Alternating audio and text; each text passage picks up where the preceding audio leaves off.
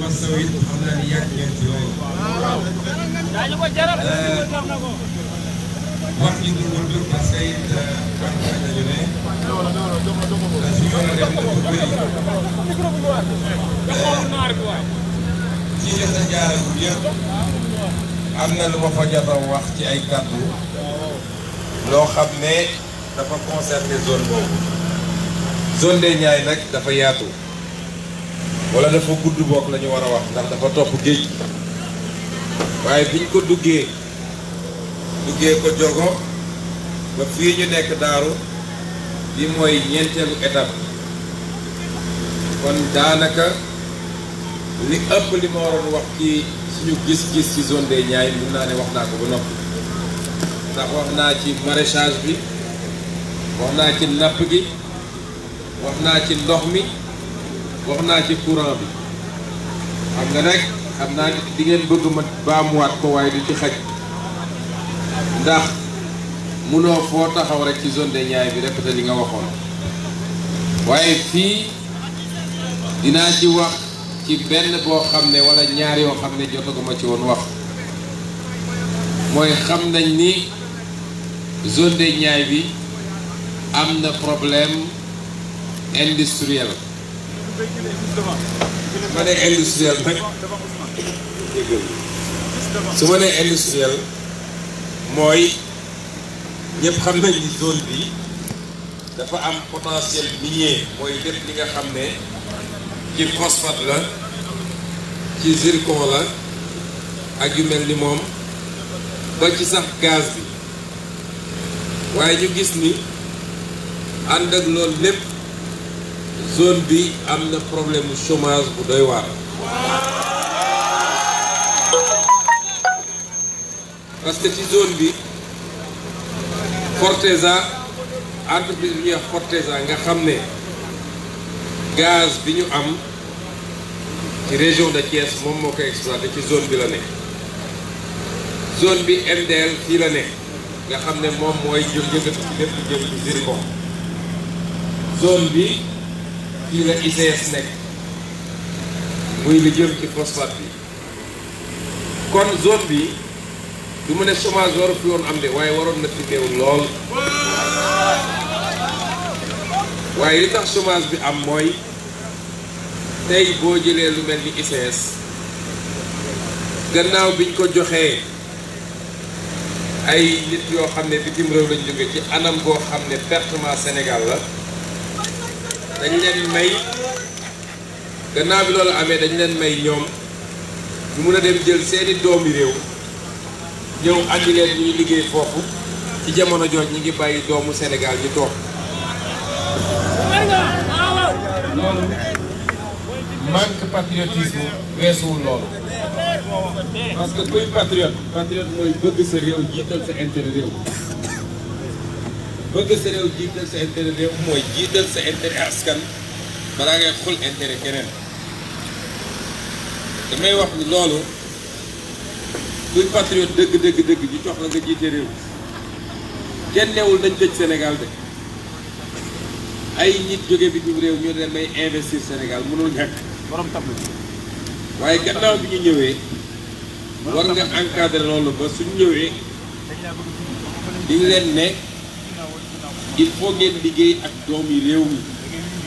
li ci njëkk mooy capital bi nga xam ne mooy capitalu société bi bu dee 100% la il faut ñu fexe ba waa doomu réew mi moom 50 au moins moo xam ay borom alal lañu mooy xam moo xam personnel bi la ñoom ñëpp war nañu am part ci capital bi ba war a mun a am sañ-sañ ci entreprise bi ñaareel bi tam muy nu am solo aussi mooy war ngaa fexe ba employé yi nga mun koo tënk moom ci lu mu tuuti 80 ou 85% des employés yi war a nekk ci entreprise bi ay sénégalais la ñu war a doon ay doomu Sénégal la ñu war a doon waaye tey boo ñëwee lu mel ni ICS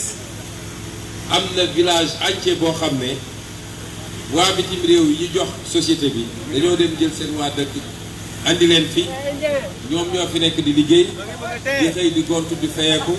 di delloo seen réew suñu doomu réew nekk fi tumuranke moo tax chômage bi bëri fi loolu nag lu ñuy régler la ci lu gaaw bu ñu dénkee réew mi dañ jël ay loi yoo xam ne kuy investir ñëw ci dëkk bi faaw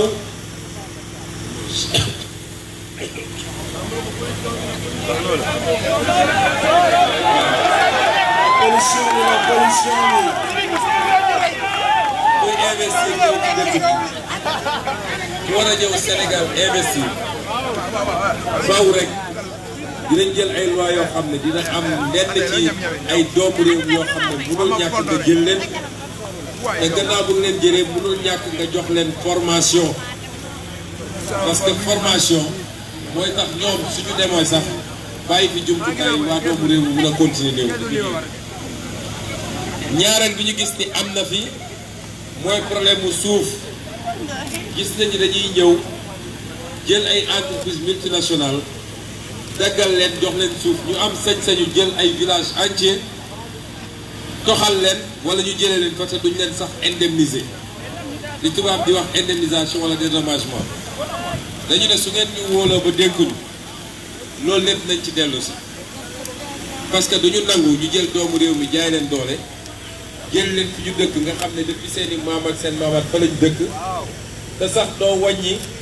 waxuma lu tolloog lañ fa investir waaye lu ko ëpp foofu jox leen ko ndàmpaay pour seen xol sedd au moins su ñu dem pour feneen ñu mën a dem ci condition yu baax moo tax li ñu wax ni problème foncier yi am Sénégal yëpp dinañu def li ñuy wax moratoire foncier mooy lépp dinañ ko arrêté saytu ko fi ñu gis ni àq am na fa wala jaay nañu nit doole dañ la delloo sa suuf bu soobee yàlla. ñetteel bi nga xam ne gis nañ ni am na fi mooy problème mu environnement parce que gis nga zone bu am ay affaire u mine zone boobu bu ñu amul état bu rigoureux buy saytu mbiri rek boo ma ci njaaxum dina am parce que ñëpp xam nañ ni mine produits yi ñuy utiliser pour exploiter produits yooyu c'est des produits toxiques baaxul léeg-léeg suñu amul ay normes environnementales produit boobu day dugg ci suuf si ba dem atteindre li ñuy wax nappe phréatique bu boobaa day posséder ndox mi nit ñi di naan te gis nañ ni ndox yi ñu gis fii yëpp man de ku ma joxoon ndox bi ñu ma woon diggante fi ñu jógee léegi Daaru Njaay ak liñ ñu woon jogo Fass Boy ndox moomu de ku ma ko joxoon moo ko leen ko léegi nag bañu ma leen de waaye su ma doon ñëw fii damay andi sama butéelu ndox parce que ndox mii ñu jox nit ñi ndox mi poson la ndox mi ku ko yàgg jëfandikoo xamal ni yaa ngi yàq sa santé te fu mu mujjee du baax man mënu ma comprendre nguur goo xam ne sàggane nga sa askan ba mun leen jox ndox gu mel nii lii moo newoon priorité suñuy investir suñu bëggee defar Sénégal mooy nit ñi nañu naan lu baax nañu am courant nañu faju suñu feebaree nañu jàng ndaw ñi dañu am liggéey nañu am ay hôpitaux nañu am ay tali yu baax waaye priorité Sénégal du woon dem tabax ay immeuble à Diamniadio wala nga dem tubaab bi ndax la jaay la ab train sur 37 kilomètres à 1400 milliards. kon problème environnement yooyu gis nañ ni bëri na fi gis nañ ni dem na ba tax sax tey ñoom dañuy ñëw rek gas parce que ñoom leen intéressé mooy alal gi muy zircon bi muy phosphate bi mais bu ñu paree loolu ñu gasoon jaxase ko ba suuf si di mu mel kenn mënatu ci bay noonu lañ koy bàyyee dem te pourtant suñu code pétrolier wala suñu code minier dafa ne soo ñëwee di exploiter boo paree da nga war a def li ñuy wax la remise en état des lieux da nga ko war a def ba mu mel ni mu meloon raser ko ba mu raser nga sampaat fa ay garab bu ko defee waa dëkk ba mun a jëlaat seen àll mën faa bay mën faa def yeneen activité yooyu yëpp nag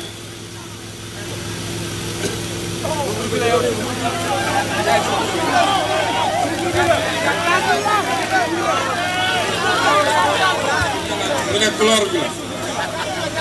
waaye loolu yëpp nag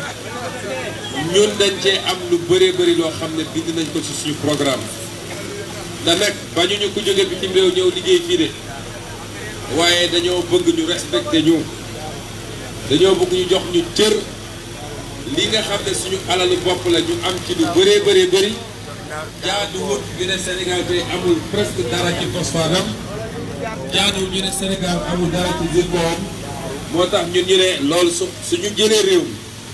bu ngeen ñu ko dénkee loolu lépp bu soobee yàlla na dellu si fii gannaaw bu ñu ko delloo seen nag ba ñu ne alal réew maa ngi nii dinañu toogaat ñun ñëpp ñu waxtaan lan lañ ci war a def ci jeunesse bi lan lañ ci war a def ci santé bi waaye am na ñun déjà li nga xam ne suñu yéene la bind nañ ko ci programme boo xam ne mën naa ne ñun gëm nañ ni ñoo am programme bi gën ci programme yi waaye yemuñu ci am programme bi gën ci programme yi ñoo am candidat bi gën ci candidat yi la ca des nag mooy jëli leen carte yi soññ leen nit ñi ñu dem jëli carte yi dem leen massivement voter le 24 février ñu teggi système bi daal di tëj une page yéen nag seen dëkk bi defe naa am na lu fi ne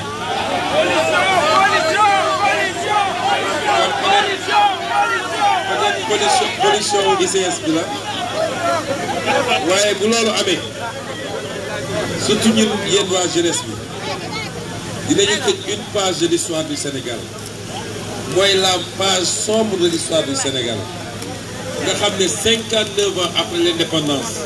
ñu ngi boole ci 25 pays li gën a pauvre ci jamono jooju yàlla jox nañu alal gu ne daa di ubbi une nouvelle page boo xam ne la forcément ça va nous conduire à la prospérité mooy ci naataange lañ jëm ñun projet boobu moo ñu tax a jóg moo ñu tax a dugg ci politique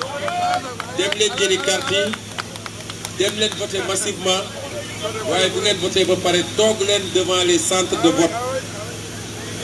parce que Macky Sall yaakaarul lu dul ci luubal élection Macky Sall moo leen gën a xam ni moom su amee 25% ci réew mi ca la yem waaye yaakaar lu dul ci luubal élection yi li mën tere nag parce que Macky Sall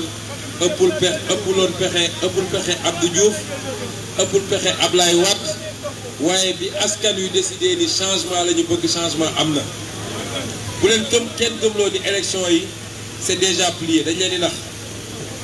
Sénégal sàcc fi élection yombul de élection bi Macky Sall sàccagu ko li ko mën a may mooy su sénégalais yi banqué seen yoxo rawatina vous la jeunesse seetaan ko moom mu def lu ko neex moo tax keroog jour vote bi teel leen xëy les jeunes parce que nee nañu jeunes yi ñoom ñoo ëpp ci société bi ñoom ñooy 65% de la société waaye ñoom ñoo gën a néew ñuy voté ci ñoom loolu tam dëgg la dañu waxante dëgg rek soo xëyee dem voté ji mag ñi ak jigéen ñi ngay fekk foofu à partir de 6 heures du matin 7 heures. waaw camion acide baa ngi nii lii nag su dee ci géej gi lañ koy tuur mooy yàq nañu géej gi.